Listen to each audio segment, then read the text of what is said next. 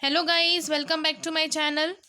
आज हम next chapter करने जा रहे हैं जो कि है residence and tax liability, basis of charge, residential status.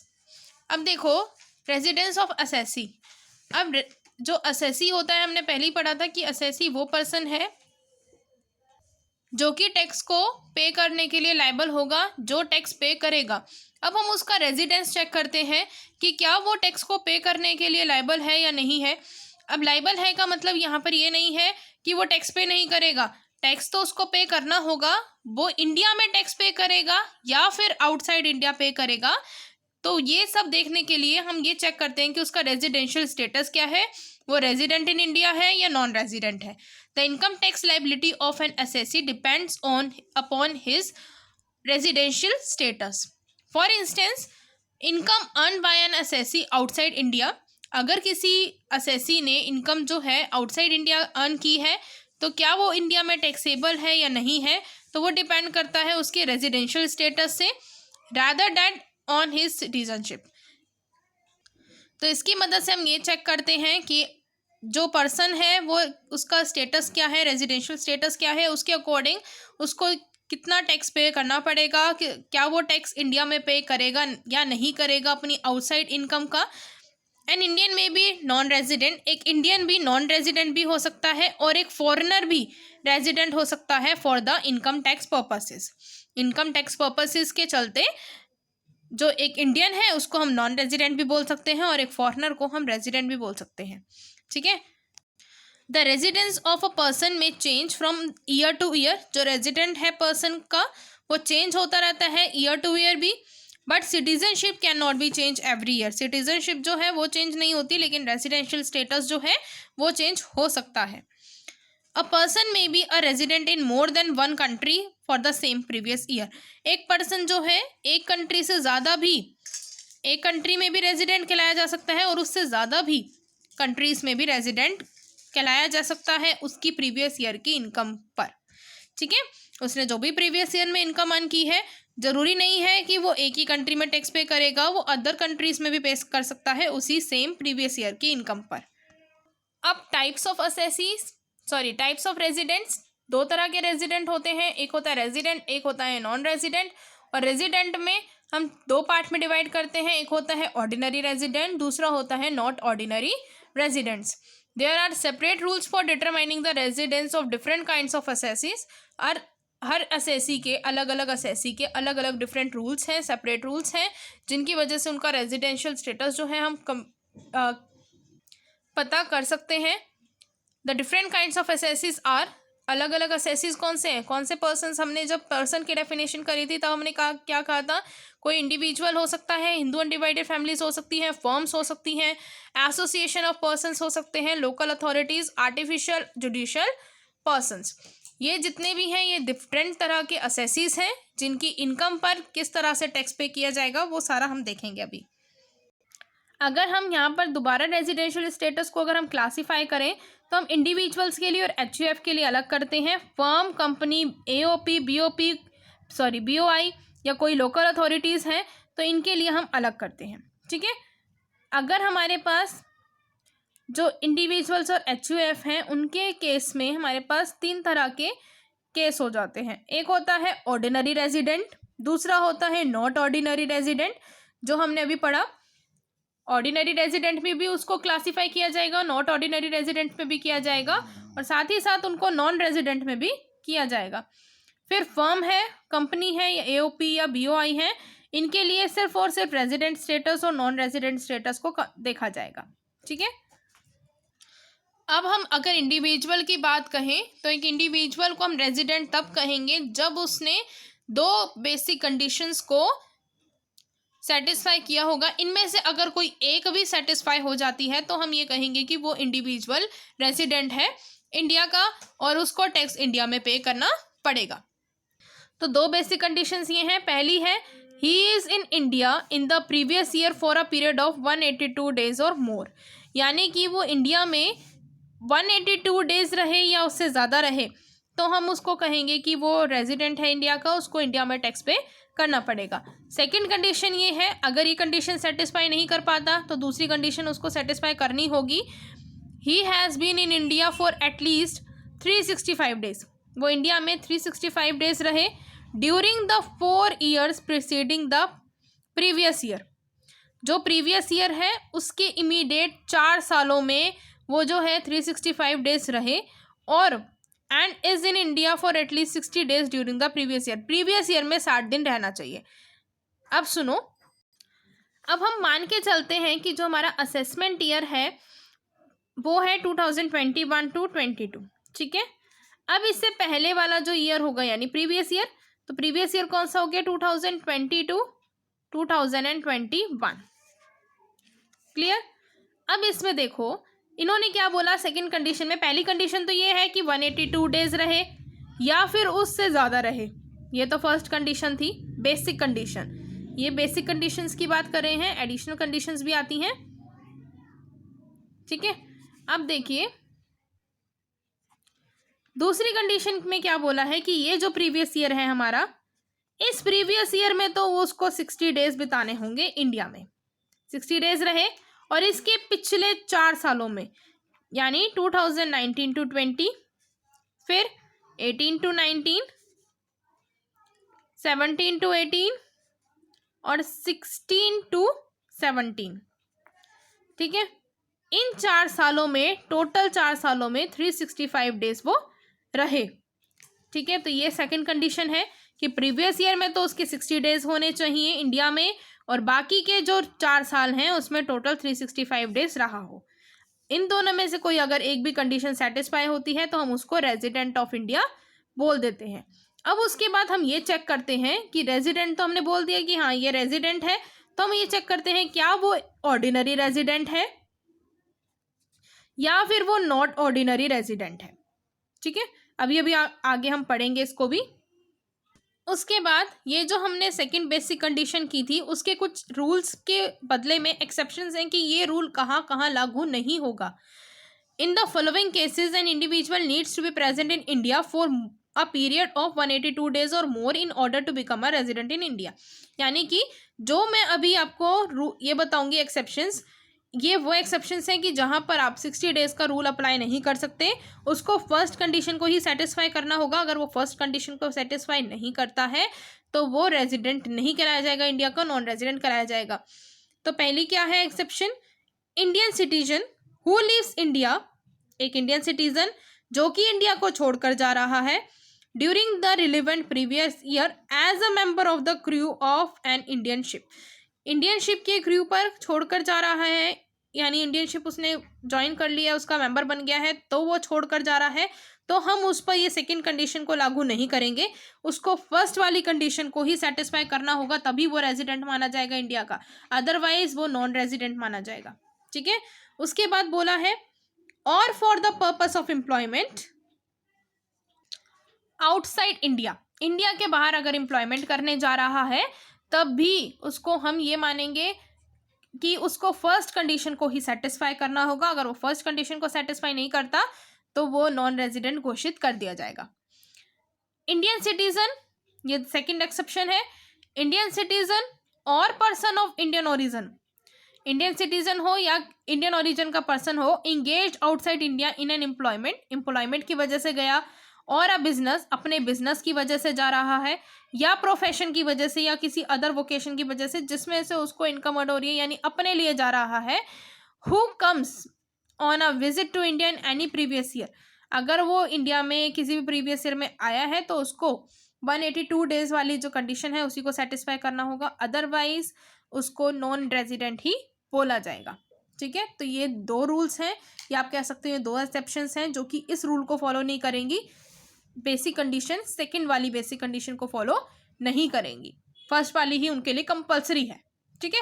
अब यहाँ पर इंडियन ओरिजिन की बात आई थी। अब इंडियन ओरिजिन कौन होता है, a person is said to be of Indian origin, उसको इंडियन ओरिजिन कहा जाएगा if either he or any of his parents or any of his grand parents was born in undivided India, यानी वो person जो कि जिसके parents या जिसके ग्रैंड पेरेंट्स अनडिवाइडेड इंडिया में बॉर्न हुए थे, यानी जब इंडिया को डिवाइड नहीं किया गया था, अब तो बहुत सारे पार्ट्स हैं इंडिया के, जब इंडिया को डिवाइड नहीं किया गया था उस टाइम पर अगर उनके जो पेरेंट्स हैं या ग्रैंड पेरेंट्स हैं इंडिया में बॉर्न हुए थे तो उनको हम इंडियन ओरिजिन का नाम दे देते हैं, उन पर्सन्स को, उन सिटीजन्स को।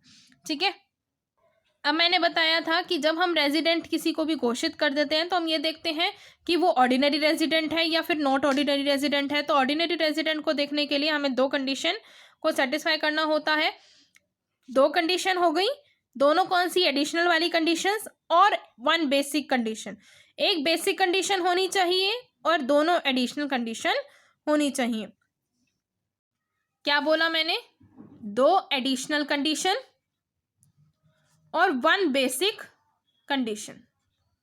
ठीक है, और अगर वो नॉट ऑर्डिनरी है तो उसको कुछ भी जो है सेटिस्फाई नहीं करना, ना ही एडिशनल कंडीशन को सेटिस्फाई करना है और ना ही उसको कोई बेसिक कंडीशन को सेटिस्फाई करना है। ठीक है, अभी एडिशनल कंडीशंस कौन सी हैं उसको देखते हैं। दो एडिशनल कंडीशन में पहली बोली है he has been in resident in India at least 2 out of 10 previous years immediately preceding the relevant previous year. यानी जो प्रीवियस ईयर है हमारा कौन सा ईयर हो गया? हमने क्या माना था कि 2019 टू 2020 टू 2021 हमारा प्रीवियस ईयर हो गया। ठीक है, हमने ये माना। अब इसके जो पिछले 10 साल हैं उस पिछले 10 सालों में उसने एटलीस्ट 2 साल बिताए हों तो ये एडिशनल कंडीशन है, तो वो ऑर्डिनरी रेजिडेंट माना जाएगा। और दूसरी ये कंडीशन है he has been in India for a period of 730 days और मोर, 730 डेज रहा हो या उससे ज़्यादा। ये दोनों कंडीशन सेटिस्फाई होनी चाहिए। दूसरी ध्यान से सुनना कि दोनों 730 डेज रहा हो और उससे ज़्यादा रहा हो इंडिया में during 7 years immediately preceding the relevant previous year. जो भी प्रीवियस ईयर है उसके पिछले 7 सालों के अंदर वो 730 डेज या उससे ज़्यादा रहा हो। पहली बेसिक कंडीशन पहली एडिशनल कंडीशन क्या थी? फर्स्ट एडिशनल कंडीशन ये बोल रही है कि कम से कम 2 ईयर रहा हो आउट ऑफ 10 ईयर्स, 10 सालों में 2 ईयर रहा हो एटलीस्ट। ठीक है, वो भी कौन से ईयर में? प्रीवियस ईयर के इमीडिएट पिछले ईयर्स में 2 साल रहा हो एटलीस्ट आउट ऑफ 10 ईयर्स। फिर यहाँ पे आप लिख देंगे 7 ईयर्स। 7 ईयर्स में एटलीस्ट 730 डेज रहा हो या उससे ज़्यादा रहा हो। जब ये दोनों कंडीशन सेटिस्फाई हो जाएंगी तो हम उसको क्या कह देंगे कि वो पर्सन ऑर्डिनरी रेजिडेंट है। ठीक है, ऑर्डिनरी रेजिडेंट है। लेकिन अगर ये दोनों कंडीशंस को हम सेटिस्फाई नहीं कर पाते तो उसको हम क्या बोल देंगे? Not ordinary resident. तो यहाँ हमने इसको इसी तरह से डिफाइन कर दिया। In order to become not ordinary resident in India an individual satisfy any basic conditions. किसी भी बेसिक कंडीशन को तो सेटिस्फाई करे लेकिन किसी भी एडिशनल कंडीशन को सेटिस्फाई ना करे। अगर वो बेसिक कंडीशन को सेटिस्फाई नहीं करेगा तो इसका मतलब वो नॉन रेजिडेंट हो जाएगा। सो यहाँ पर हम कर देंगे if an individual does not satisfy any basic condition then he is said to be non resident in India. यहाँ पर आप इसको टिक कर लेना, बेसिक कंडीशन को सेटिस्फाई करे पहली, और पहली या कोई सी भी एनी वन किसी भी कंडीशन को सेटिस्फाई करे। लेकिन एनी वन में कोई जो एक्सेप्शंस हमने बताई थी, एक्सेप्शंस टू रूल 60 डेज वाला जो रूल था उसकी एक्सेप्शंस को छोड़कर अगर वो एक्सेप्शंस आ रही हैं, वहाँ पर ऐसा आ रहा है कि मान लीजिए कि एक पर्सन है वो एम्प्लॉयमेंट की वजह से छोड़कर गया, तो हम उस पर सिर्फ और सिर्फ ये कहेंगे कि आपके लिए फर्स्ट जो कंडीशन है बेसिक कंडीशन वही आपको सेटिस्फाई करना कंपलसरी है। लेकिन अगर वो इस तरह से नहीं गया है, वो ऐसे ही गया है इंडिया को छोड़कर, तो कोई भी वन बेसिक कंडीशन को वो सेटिस्फाई करेगा। और अगर एडिशनल कंडीशन को वो सेटिस्फाई नहीं करता तो उसको हम बोलेंगे नॉट ऑर्डिनरी रेजिडेंट। लेकिन अगर एडिशनल कंडीशन को भी सेटिस्फाई करता है, वन बेसिक कंडीशन को भी सेटिस्फाई करता है, तो हम उसको बोलते हैं ऑर्डिनरी रेजिडेंट। और नॉन रेजिडेंट के केस में क्या होगा? नॉन रेजिडेंट के केस में क्या होगा? ना ही कोई एडिशनल कंडीशन को सेटिस्फाई करे, ठीक है, और ना ही किसी बेसिक कंडीशन को सेटिस्फाई करे, तो वो क्या कहलाया जाएगा?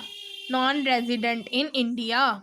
ठीक है, अब मैंने यहाँ पर एक टेबल बना दिया है और शॉर्ट में बताया है कि ऑर्डिनरी रेजिडेंट कौन होगा? जो वन बेसिक कंडीशन को सेटिस्फाई करे और 2 एडिशनल कंडीशन को भी सेटिस्फाई करे, और नॉट ऑर्डिनरी कौन होगा? जो वन बेसिक कंडीशन को सेटिस्फाई करे, किसी भी एडिशनल कंडीशन को सेटिस्फाई करने को की उसको ज़रूरत नहीं है। नॉन रेजिडेंट वो है जो किसी भी तरह की कंडीशंस को सेटिस्फाई करे ही ना।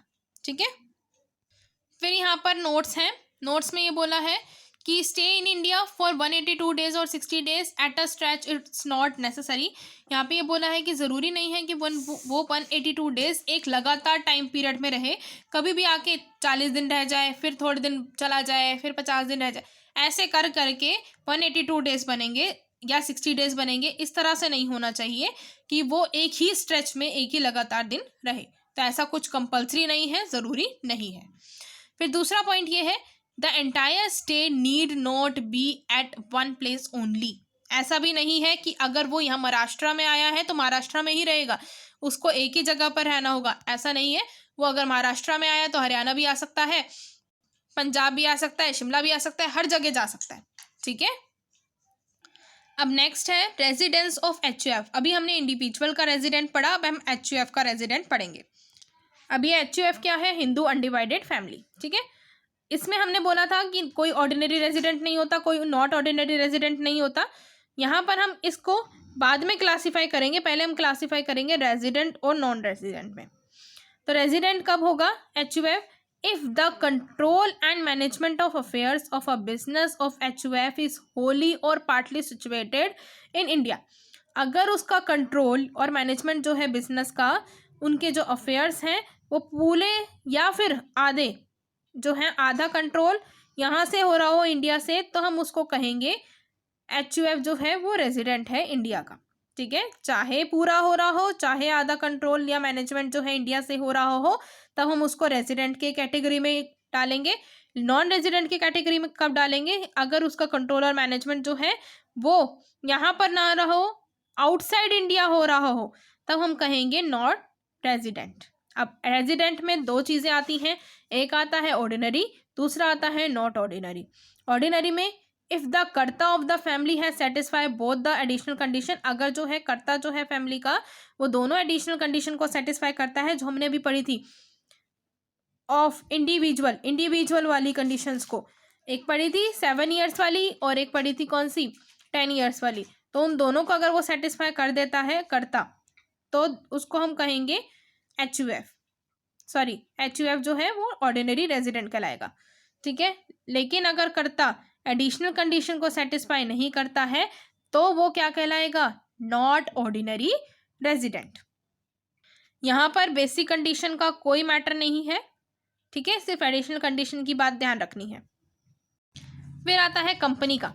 अब कंपनी में company is said to be resident तब कहलाएगी in India if it is an Indian company, अगर वो इंडियन कंपनी है या उसका जो प्लेस ऑफ इफेक्टिव मैनेजमेंट है वो इंडिया में हो।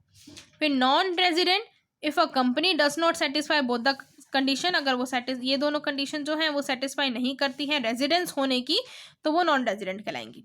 ठीक है, यहाँ पर नॉट ऑर्डिनरी रेजिडेंट की कंडीशन को कंसीडर नहीं किया जाता कंपनीज के केस में, HUF में किया जाता है और इंडिविजुअल्स के केस में किया जाता है। हम इसको रेजिडेंट के साथ साथ आप ये बोल सकते हैं कि ऑर्डिनरी रेजिडेंट है, क्योंकि यहाँ पे ये वाली कंडीशंस हैं। तो अगर रेजिडेंट आए चाहे ऑर्डिनरी रेजिडेंट आए कंपनी के केस में, तो आपको यही देखना है। ठीक है, नॉट ऑर्डिनरी यहाँ पर कंसिडर नहीं होता। उसके बाद है firm, AOP, BOI, local authority, every artificial judicial person. इसका रेजिडेंट और नॉन रेजिडेंट के में क्या है? If control and management of its affair is Holi और पार्टली सिचुएटेड इन इंडिया। अगर इसका भी यही है कि अगर इसका जो कंट्रोल और मैनेजमेंट जो है पूरा या पार्टली इंडिया में ही सिचुएटेड है, तो हम इसको रेजिडेंट कहेंगे। लेकिन अगर ऐसा नहीं है, पूरा का पूरा आउटसाइड इंडिया है, तो हम इसको नॉन रेजिडेंट की कैटेगरी में इंक्लूड करेंगे। ठीक है, आज हम यहीं तक का ही टॉपिक करेंगे। नेक्स्ट वीडियो में हम करेंगे इसके न्यूमेरिकल। तो मिलते हैं नेक्स्ट वीडियो में। Bye bye.